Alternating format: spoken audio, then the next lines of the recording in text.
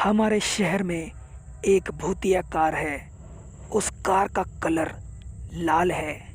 रात के 12 बजने के बाद वो कार रास्ते पर कहीं से भी आ जाती है और उसके सामने चलने वाले किसी भी आदमी को गायब कर देती है।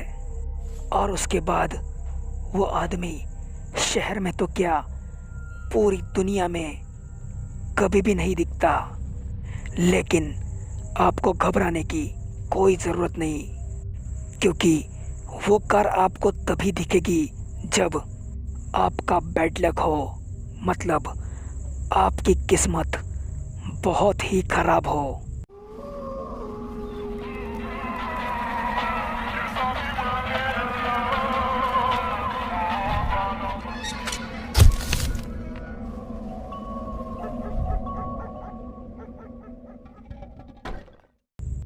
मेरा नाम संजय है और मैं एक रेस्टोरेंट में मैनेजर की नौकरी करता हूँ।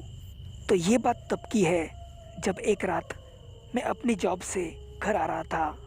उस वक्त रात के 11:30 बजे थे और उस दिन मेरी गाड़ी ख़राब हो चुकी थी, इसलिए मैं चलकर ही घर जा रहा था। और रास्ते पर मैं बिल्कुल अकेला चल रहा था। मेरे अगल बगल में पूरा रास्ता सुनसान था। चारों ओर सन्नाटा छा गया था और मुझे अंदर से ही बहुत डर लग रहा था, क्योंकि उस वक्त रात के 12 बज चुके थे और 12 बजे के बाद वो भूतिया रेड कार कभी भी किसी को भी दिखाई दे सकती है। इसलिए मैं उसी कार के बारे में सोच रहा था और मैं तेज़ी से अपने घर की तरफ जा रहा था।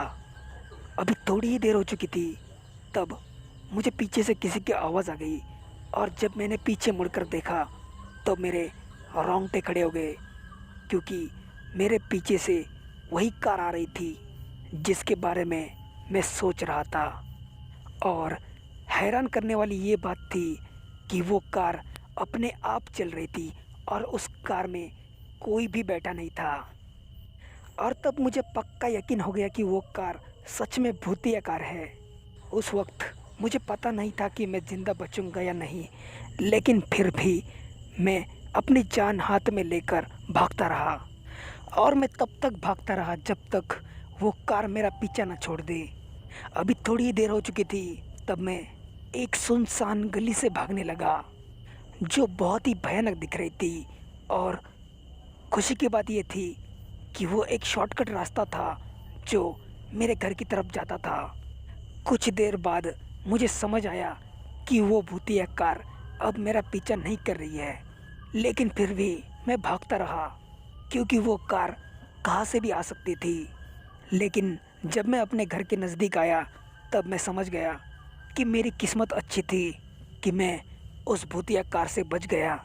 अब इस बात को पूरे 2 साल हो चुके हैं। भगवान का लाख लाख शुक्र है कि उस भूतिया कार ने मुझे भी गायब नहीं किया। लेकिन उस घटना के बाद मुझे वो कार फिर से कभी भी नहीं दिखी।